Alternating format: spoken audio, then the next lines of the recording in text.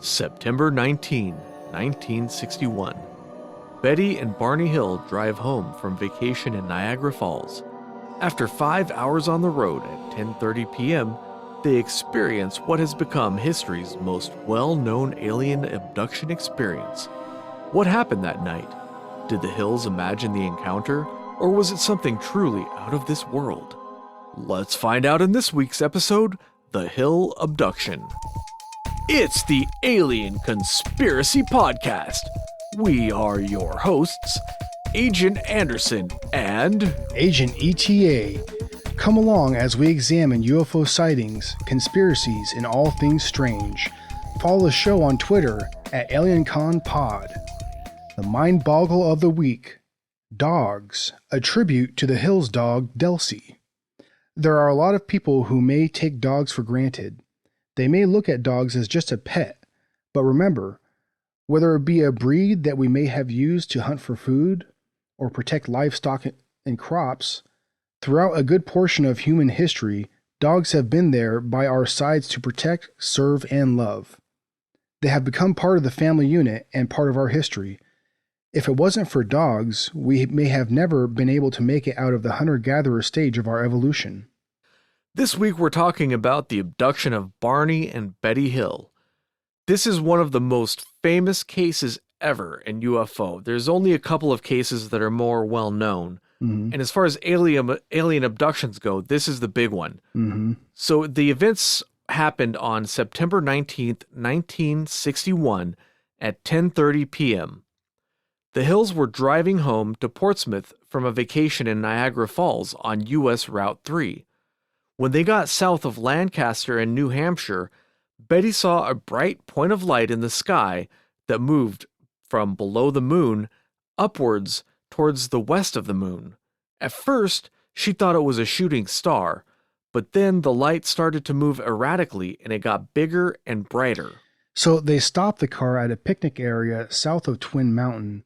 Betty looked through her binoculars and saw an odd-shaped craft flashing multicolored lights moving across the moon.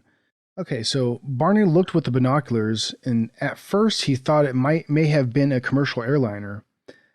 The craft, without looking like it turned, rapidly descended in his direction. He realized it was not an airliner at that moment. They got back into the car and drove on the narrow mountain roads. While driving, they went slowly and observed the craft as it came closer to them. While they were watching it and driving, it passed over a restaurant and a signal tower on top of Cannon Mountain. It came out near the Old Man of the Mountain, which the Old Man of a Mountain is a feature on the mountain that it looks like the silhouette of a man's face. Unfortunately, it's not there anymore. It's collapsed. So she said that it was 1.5 times the length of the profile of the Old Man in the Mountain on the cliff, and that's about 40 feet long. And she also said that it was rotating. When they got 1 mile south of Indian Head, the object descended toward their vehicle. Barney stopped in the middle of the highway to watch the object. It hovered 100 feet above the car, they were driving a 1957 Chevy Bel Air. A beautiful car. And it filled the entire, oh man. Google that right now. Stop listening to this stuff. Go Google 1957 Chevy Bel Air, and if I ever get the chance, I'm definitely buying one, which I definitely won't. A work of art. So I'll never have the chance. Yeah. So they said it filled the entire field of view in the windshield, and Barney said it reminded him a little bit of a pancake.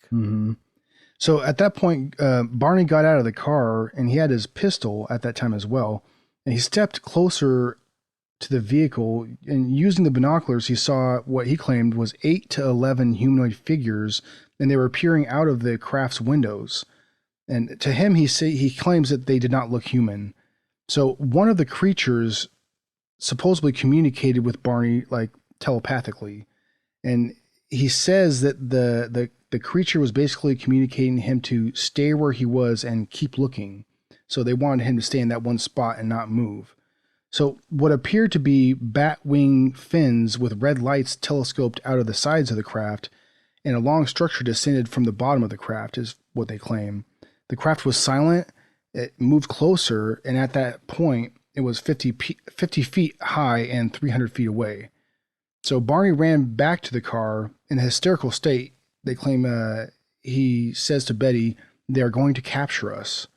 Every time I hear that description, he talks about the Batwing fins. Mm-hmm. I just think of Batman, like like Batman's car. Mm-hmm. Yeah, it kind of seems like a very period appropriate description. Oh yeah, for sure. By Batman car, I don't mean like the modern, big giant tankish ones. I mean like the OG Adam West Batman Oh car. yeah, Adam West is the best. So the object moved directly over the car. He drove away at high speed, and he told Betty to look for the object. She rolled down the window and stuck her head out of the car and looked up. At this time, they heard a rhythmic series of beeping or buzzing sounds, and it seemed to be coming or bouncing off the trunk of the car. The car started to vibrate, and they felt a tingling sensation passing through their bodies. They experienced at this time an altered state of consciousness that left them dulled, left their minds dulled. Mm-hmm. A second series of beeping or buzzing sounds returned them to full consciousness. And so afterwards, when they regained full consciousness, they were 35 miles away, but they didn't remember how they got there. So when they got home, supposedly it was at dawn, and they had odd sensations and impulses that they claim that they were experiencing after they had gotten home. For example, when they got home, Betty insisted that the luggage that they had with them, that they had brought home, be kept near the back door and not be within anywhere close to the middle of the house or near their bedroom. One other thing that is kind of an odd point of reference, I guess, is their watches from then on were permanently broken. So supposedly after that experience, their watches that they were wearing never worked again. And that's a really strange detail to me, because what would cause I wasn't able to find the information, Mm-hmm. but I'm curious, what was the model of watch? Because I don't think they had digital watches back then, so it had to be a mechanical watch. Yeah, and what would have I looked for that as well, and I couldn't find any information on that. Sometimes with these cases, these small details can reveal quite a lot. So another thing that was weird, Barney found that the leather strap on his binoculars was torn and broken, but he didn't remember that happening. And his dress shoes were scraped on top of the shoes, as if somebody had been dragging him, if he was unconscious and dragging him, and his shoes were dragging on the ground. They both, when they started talking about the incident when they got home, and they both drew pictures of what they had seen. Trying to describe or trying to work out exactly what had happened to them. So they tried to piece together what had happened, but found their memories were very fragmented, especially after the buzzing sounds, because that's one of the things that they remembered, both of them in particular. So Betty placed the shoes and the dress that she was wearing in the closet, and the dress was torn at the hem, zipper, and lining. And when she later retrieved the dress, it had supposedly a pink powder on it. So Betty took it outside and hung it on the clothesline, and the powder had blown away afterwards. So the dress was damaged, though, and she decided at that point to throw it away because of the damage, but shortly after changed her mind because, it's going to be evidence, and there's, very little of that besides their memories that they had. So she retrieved it, and there's actually pictures available online of the dress. And it's pretty much the only physical piece of evidence that's still around even to this day. And you can go online and actually look at pictures of it, and you can see where some of the evidence is like some of the discoloration and stuff like that. You can see it on the dress in those pictures. There was one other piece of physical evidence, and that's that the car's trunk had shiny concentric circles on it that weren't there before. And I'm not too up to speed on all this geometry, the definitions and stuff. So I had to actually look this one up, because I've heard that term, but I forgot what it meant. So concentric circles means a series of circles inside each other. So you have a big circle, then another one inside that, another one in that, another one in that. And it's something you see. Now, is this something that is found in like crop circles? I'm pretty sure it is. Yeah. That's just a coincidence. Yeah. So I'm just referencing. Yeah, I'm referencing that because that's something that a lot of people are going to be able to draw a picture of crop circles or those type of designs because they've seen it a lot throughout, Yeah. their life. Yeah, it's a pretty distinctive design that shows up a lot in, like logos or whatever. It's just one circle inside of another, and Hmm. that's a really interesting detail. I was unfortunately not able to find any photographs of the car, or I wasn't able to find out what happened to the car. Is it still around? Does somebody own it? Is it in a garage somewhere?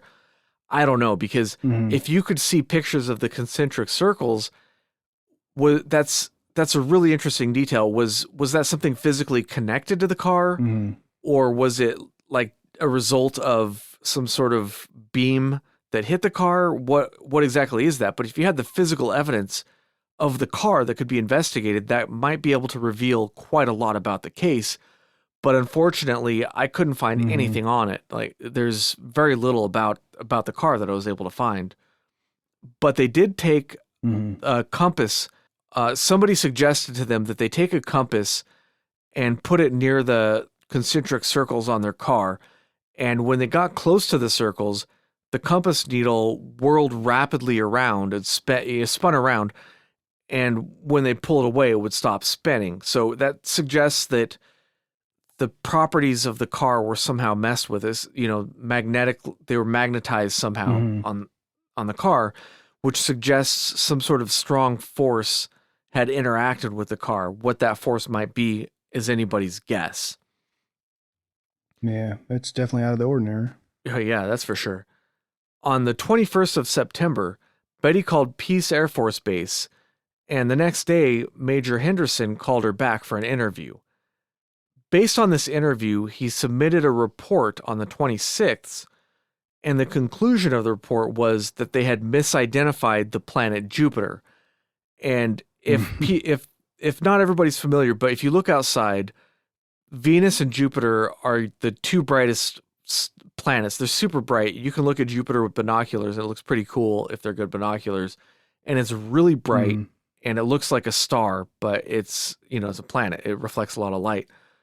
So, being that that's a pretty ridiculous explanation for the events, the report was eventually changed to optical condition, inversion, and insufficient data before it was submitted to Project Blue Book. That sounds pretty reasonable to me.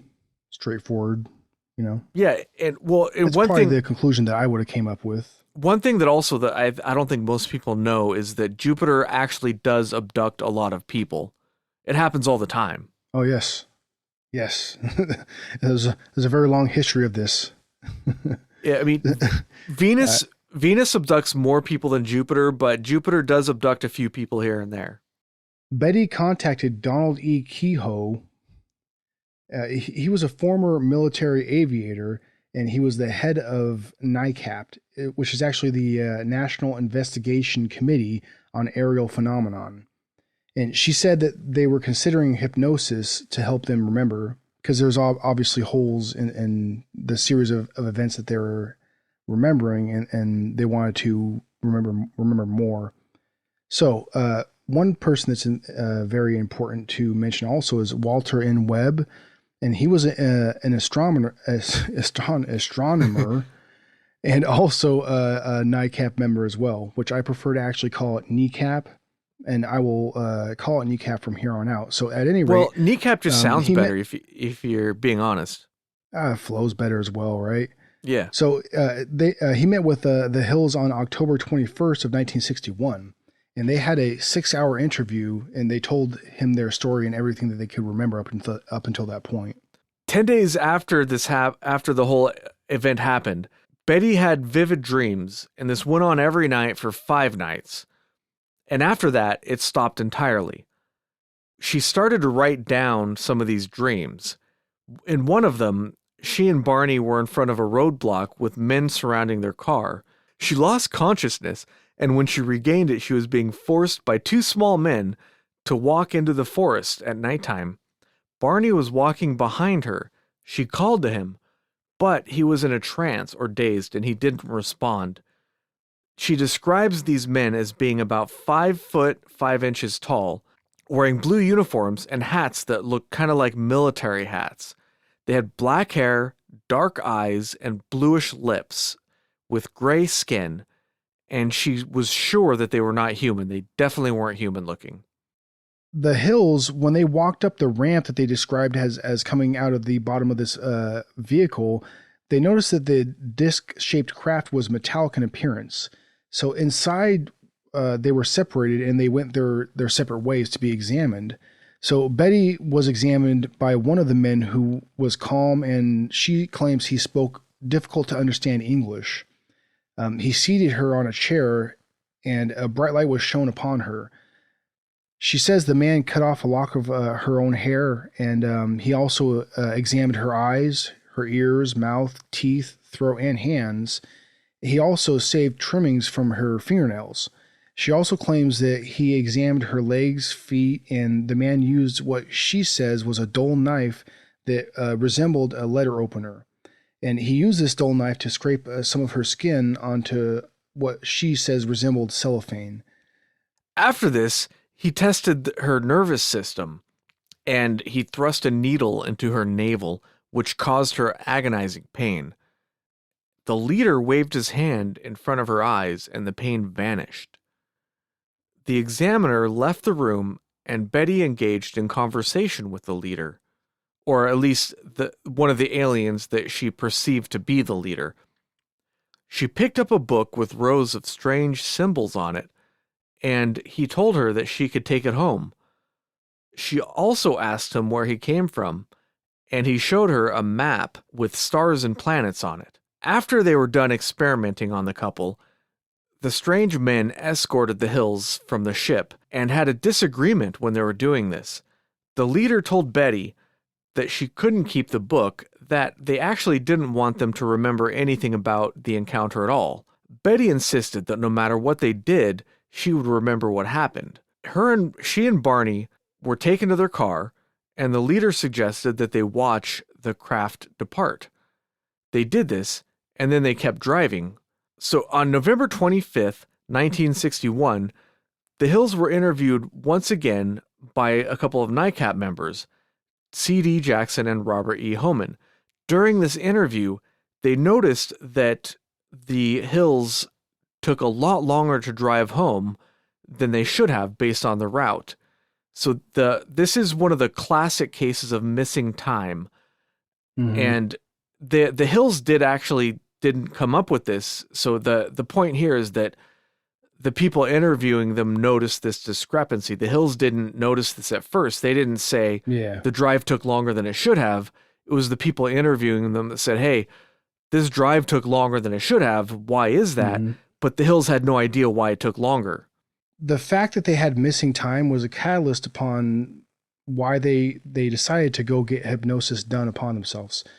So they had to explain that missing time somehow. So they figured once they heard about hypnosis and understood a little bit more about what hypnosis was about, they decided to go ahead and get that performed. So basically, the sessions were conducted by a Boston psychiatrist and neurologist named Benjamin Simon. And the reason why they went to this fella is because Barney originally went to his own personal psychiatrist, and his name was Mr. Stevens. And Mr. Stevens was the one that actually recommended Benjamin Simon to him. So the first time the Hills actually met Simon was on December 14th of 1963. And they talked about the possibilities of what they may be able to discover through the process of hypnosis. So the series of hypnosis sessions were held from January 4th, 1964 to June 6th, 1964. And obviously it was conducted in a series of sessions. It wasn't one sitting, all conducted at one time. During these sessions, Simon conducted the interviews with Betty and Barney separate. So he did this on purpose so they could not overhear each other's account of the events and be influenced by those accounts. So Barney was put under hypnosis first, and the account that he gave was pretty much straightforward, at least compared to Betty's account, because she elaborated on much more than he did. And one of the reasons conceivably why he did this is because, as he claimed, he kept his eyes closed during a good portion of this event. So just like Betty, Barney actually stated that he and Betty were taken onto the disc-shaped object where they were separated, as we had previously stated. So Betty underwent hypnosis afterwards and gave a lot more detail. You know what I mean? She went into great detail about the conversations that we have already mentioned, and the Hills didn't actually seek publicity for all these events. You know, they were just trying to. Seemingly, it seems like they just were trying to understand what had happened to them. You know what I mean? So Hmm. it wasn't actually until October of 1965 when a front page story about their experience was published in the Boston Traveler, and that's when they started to get some attention. So the day after that is when the story was picked up by the United Press International, and in the title, as you would assume, it's a paper that is published internationally. So that's when they received international attention. So afterwards, John G. Fuller had obviously caught wind of the story, and he contacted the Hills. And between both of the three of them, they had collaborated on a book that was called The Interrupted Journey, or I'm sorry, is called Interrupted Journey. And so that was a pretty popular book. It sold quite a bit of copies, and that's a big jump off point to where the story becomes much more popular for your average person. That's where a lot of people hear of the story. So, unfortunately, Barney died of a cerebral hemorrhage in 1969 at the age of 46. So, he died actually relatively pretty young. It's kind of odd the way he died. But at any rate, Betty died of cancer in 2004 at the age of 85. And as a matter of fact, she never remarried after Barney's death. Yeah, and that's pretty much the whole story in a very condensed form of the Hill abduction. Mm-hmm. Now there's a lot Yeah. of rabbit holes you can go down with this one. Yeah, well, and there's also a lot of little facts in between what we've mentioned, that people will, and like in other episodes, there's stuff that we're going to mention. We're not going to go into crazy detail because we only have so much time. But as people are going to look into this, they're going to find a lot more about what Barney and Betty said. There's a lot more detail. Yeah. Yeah, that was the short version, but there's still a couple of things that are interesting to talk about. One of them is the star map that Betty drew. It turns out that in Oh yeah. 1968, Marjorie Fish, an elementary school teacher and amateur astronomer, read the book Interrupted Journey about their experience.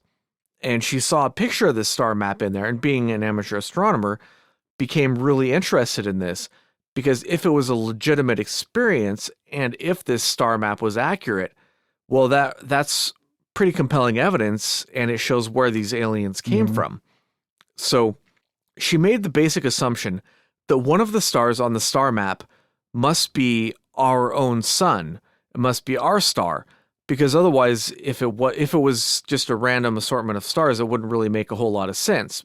But if it was a star map, then it would have to have our star in it. Otherwise, there would be no point in showing it to Betty. So what she did was she made 3D models because this is back in the day when before you had advanced modeling software, at least that was available to an elementary school teacher.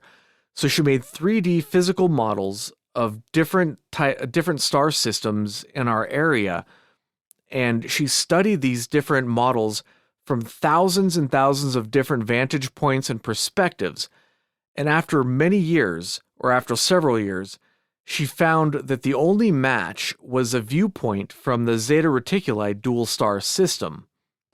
Some people try really hard to disprove this, but others, such as David Saunders, who is a statistician, argues that it's statistically improbable to get a pattern match where one of the stars is our sun and you're only looking at the local stars. The numbers just don't add up for it to be a coincidence, basically.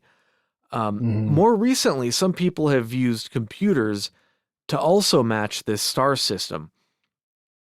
For example, one of many examples is on there's a forum that I go to, I read, called the Above Top Secret forums. They have various stuff on Hmm. there. I'm sure people listening to the show are familiar with it. And a Yeah. user on there named James1947 posted a really detailed explanation of some software that he wrote to use the star map as a template and match it to different patterns of stars from different perspectives.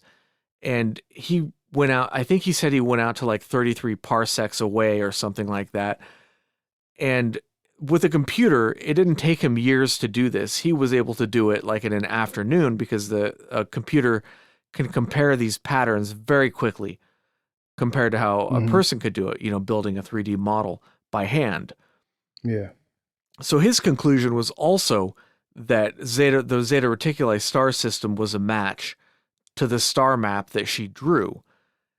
And just for a second, if that's true, the reason why this is so compelling is because there's a couple of things about it that are compelling. But first of all, um, there's a couple of stars on her map that we didn't even know about at that time. So if you want to say that it was all a hoax or whatever, well, how did she know about those stars? Because astronomers didn't even know those stars existed. They couldn't detect them at that time, or they hadn't detected them. And also Yeah. this It'd be this quite the coincidence. yeah, and also the star map is drawn from the perspective of the Zeta Reticuli star system. It's not drawn from the perspective of our sun. So in other words, Hmm. if she drew this map, you just look up, I can draw Orion, I can draw the Big Dipper, whatever. But an average person who's not an astronomer and does not have access or knowledge of, three-dimensional star systems would not be able to draw a star system would not be able to draw a star system from the perspective of another star. That's a Hmm. pretty interesting thing to do, right? So if it's just a coincidence, that's one thing. But what I'm talking about, what these people are proving is that mathematically it's very unlikely. And what this user, James 1947, did was run all these simulations to basically find the patterns and was only able to find one pattern that matched the star map, and that's the pattern Hmm. from the Zeta Reticuli star system. And it's not necessarily hard proof, Hmm. but for me, it does offer an incredible amount of credibility to the case, Yeah. even though it's at the same time something that's easy to dismiss. It's also a pretty important piece of information. Well, I mean, easy to dismiss if you don't understand the mathematical process that he's using, Yeah, right? and If you kind of just because some people are willing to just kind of brush that kind of stuff off to the side and just really not pay attention to it and just move forward. You know what I mean? yeah, and if you go into the ATS forums has a lot of different sub forums. One of the sub forums being aliens. And if you go in there, this is actually a pretty Hmm. popular thread that's usually towards the top, so it's pretty easy to find. And you can Hmm. read all the different discussions about it. I gotta admit, a lot of what they're talking about gets into like nuts and bolts programming stuff and some math stuff, and I didn't really comprehend all of it, but I was able to comprehend enough of it to see what they're talking about. One of the fun things about the thread too Yeah. is just seeing how the pseudo skeptics try to debunk this stuff, and they're so desperate to not believe that this stuff is true that they use just really absurd things. Like one person used software to analyze a pattern that he drew himself and claimed to get like a 98% match. But when the guy who started the thread pointed out that he wasn't matching patterns, he was just matching the color of the pixels on the image.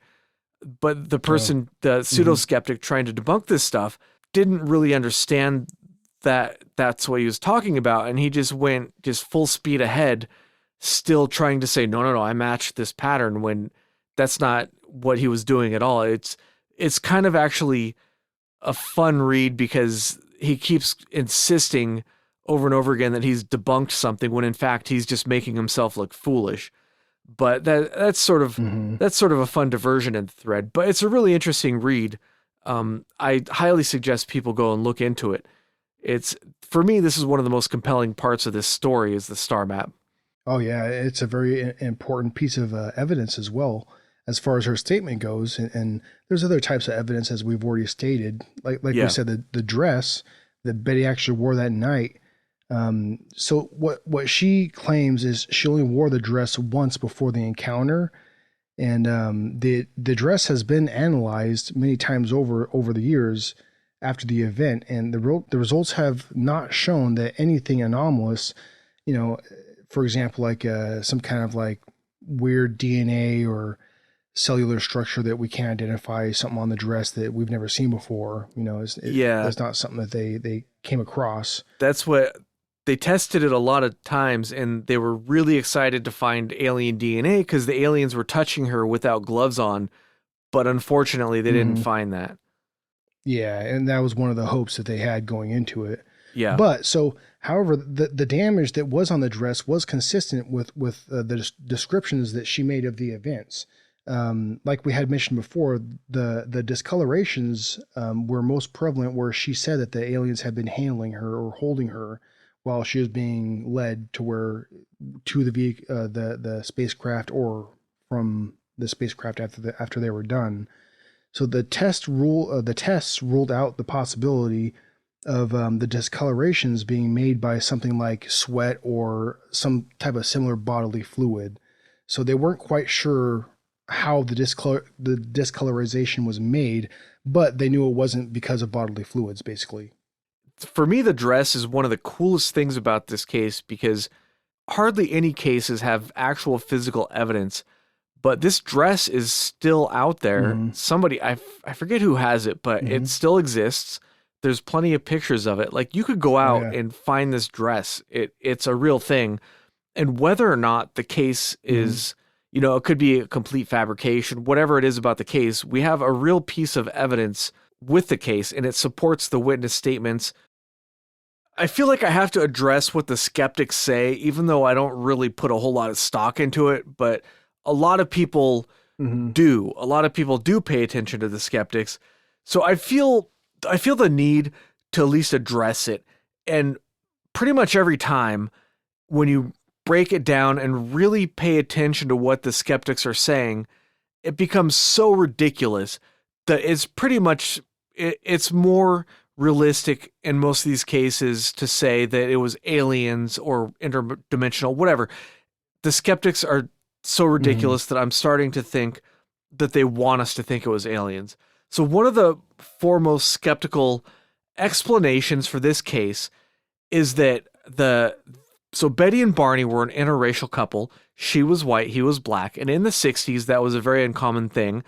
And undoubtedly they would have had to deal with a lot of racism and just a lot of BS for being an interracial couple, and that would have been very stressful for Mm-hmm. them. So one of the foremost explanations is that because they were an interracial couple and this was a very stressful thing for them, dot dot dot aliens. I'm not making this up. That's 100% Yeah. the explanation that is rolled out and dusted off a lot of times to dismiss this case is because they were stressed out for it. It does. I don't know. Does that make any sense to you, Agent ETA?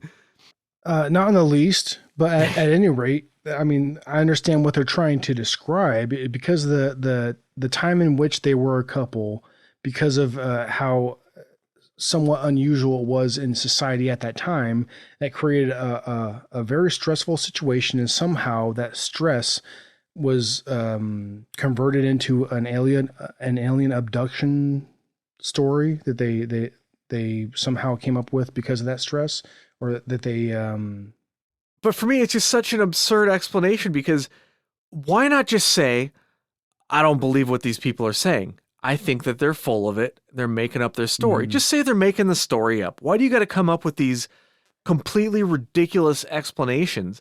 Like yeah, a lot of people have stress. Pretty much everybody has stress in their life. But somehow, yeah, if your stress is due to being an interracial couple, that can make you see aliens. But everybody else, if you're not an interracial yeah, couple and you're stressed, you don't see aliens. It's just yeah, and obviously that's that's not only quite a stretch to make, I actually kind of look at that as a bit of a lazy explanation as well. Completely You didn't lazy. really want to think about the possibilities of what this story means or look into the actual credibility of the story. You just came up with your own lazy way of just writing it off as, it was this, that, or that, Right. It's weird. I mean, and there's a lot of false information as well that has been accredited to this story. I mean, for instance, there's a lot of ad hominem stuff that has been said about Betty. For instance, people claim that Betty is mentally unstable, and they also claim that Barney did anything that Betty told him to, and Barney was a very submissive partner, as it were. You know what I mean? So there's false statements about their trip. Also, for instance, Barney went to Niagara Falls because he was super stressed and needed, the time away or what have you. But in reality, Betty had a week off of work, and it was just a normal vacation that any person may have gone on. You know what I mean? Yeah, and there's some more false statements too. For example, that they had been driving for 16 hours straight and were totally exhausted and basically hallucinated the event. But in fact, they had only been driving for 5.5 hours before the sighting, which a 5.5 hour drive is not fun, but it's not that bad. You're not going to be hallucinating from exhaustion. Another false, No. yeah, another false statement about the sighting was usually the pseudo-skeptics will say that it was following them, but it was a star, kind of like a false perspective. Like, so basically the way that works is you're moving and the terrain around you is moving. So if you look at a star in the distance, that also appears like it's moving, like it's following you, but it's not it's a fixed point of light. And that's what they say happened here. But if you pay attention to the witness statements, that's not what they said at all. They said that it moved erratically, it got bigger, it came down, it looked like a big giant 50-foot pancake or whatever it was. They didn't just say that it was a point of light the whole time and then abduction, so it's just completely made up. They also say that Barney was afraid of the sighting, so he took a detour through some like back dirt roads, and that took a lot longer for them to get home, and that's why they have 2 hours that are missing. So in other words, nothing weird happened at all. They just took a detour on dirt roads and ended up home 2 hours later than they expected, and that somehow explains the whole sighting. And another one, another little piece of information that it's not quite as damning as the other ones, but sometimes when you find these little inconsistencies in what the pseudo-skeptics say, it pretty much demonstrates that they're kind of just making stuff up, and they're not.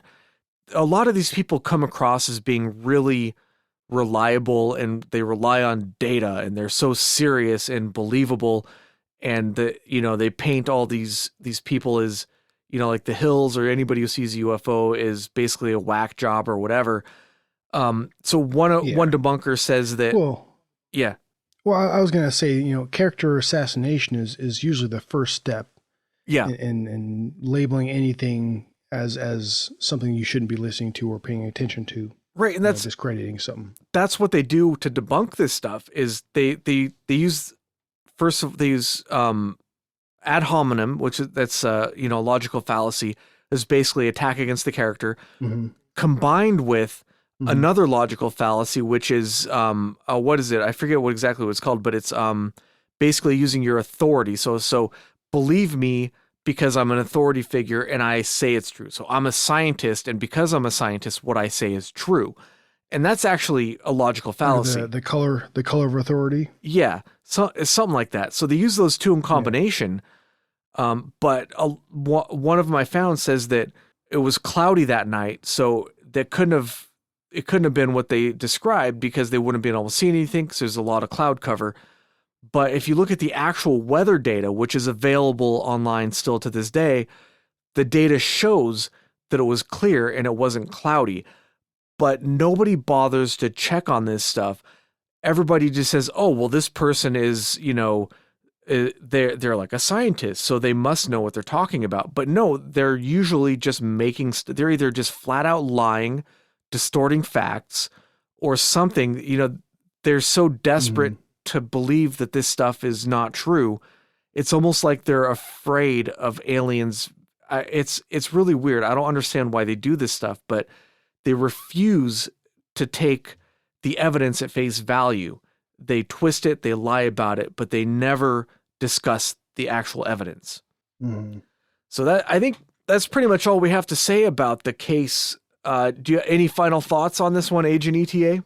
Yeah, when it comes to the case as a whole, and if you were to ask me if I believe the case or the story, I'm a little split on it, because when I hear the sessions, the recordings of the hypnosis sessions, it seems like they're both being pretty genuine, especially Barney, because he expresses genuine emotion as far as I can tell, unless he's just a very good actor. But he doesn't have any acting credits to his name as far as as far as I know of, Mm-hmm.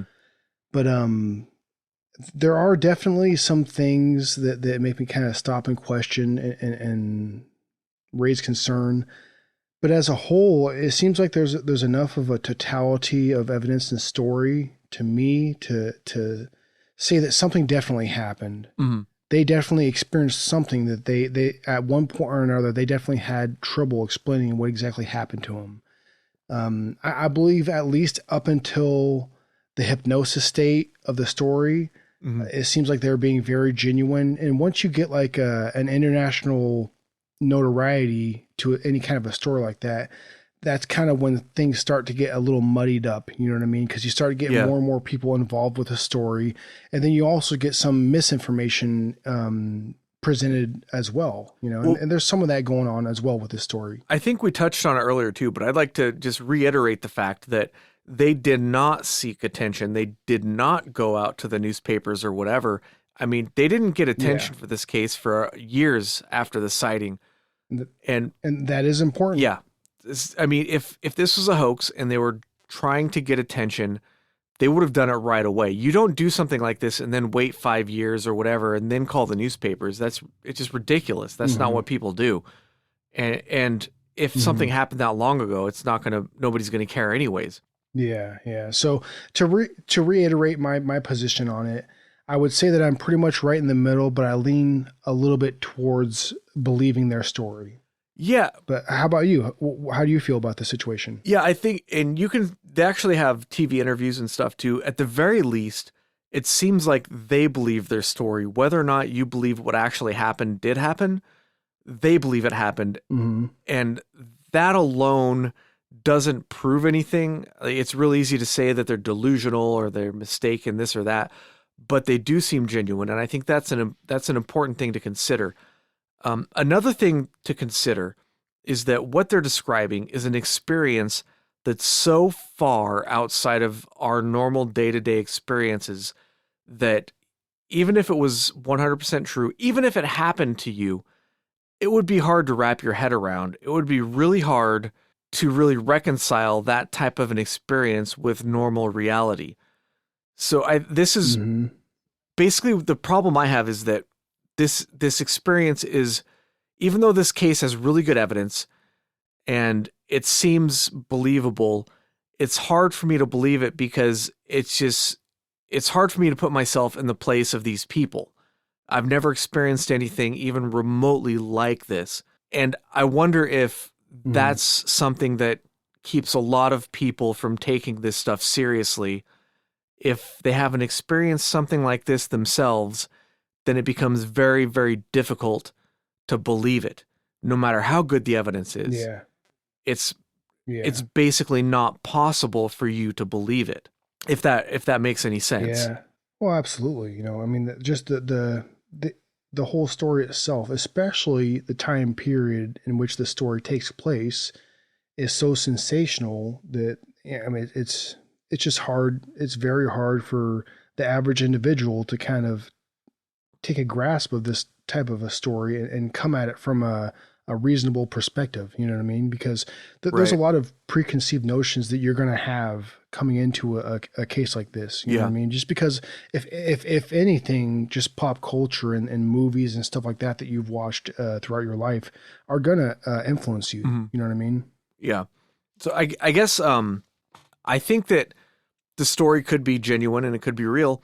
And it's really hard for me to understand what happened to them. But I guess to conclude, I think this is a really excellent case, and it's definitely worthy of consideration for anybody remotely interested in the topic. Should dig a little deeper into this one. And while you're digging, if you run across one of these skeptics making some of these claims, pay close attention to what they're saying. And at the very least, there's something weird happened to these people. And I think there's a good chance that what they're saying really did happen. I agree. Well, at least I hope at the very least that this sparks some interest in people and they look into it and try to come up with their own conclusion on the subject. All right, Agent ETA, you wanna bring us out? So I hope that all of you enjoyed this episode. I hope it sparked some interest within your dome piece. And I also hope that you guys follow us on Twitter at aliencon. I also hope that you guys follow us on Twitter at alienconpod. Yeah, let us know what you think. We'd love to hear from you. Now that you just reminded me, I wanted to say, one thing is I really like hearing personal stories from people who have never been on the news, they've never been in the newspapers, but there's a lot of personal anecdotes from people out there. I would love to hear what you have to say. You could even come on the show, or if you want to type something out for us to read your story on the show. And it could be completely anonymous or whatever, but I would love to hear if anybody has their own personal stories. Just hit us up on Twitter. Thanks for listening. Tune in next time for the 1956 Bentwaters sighting.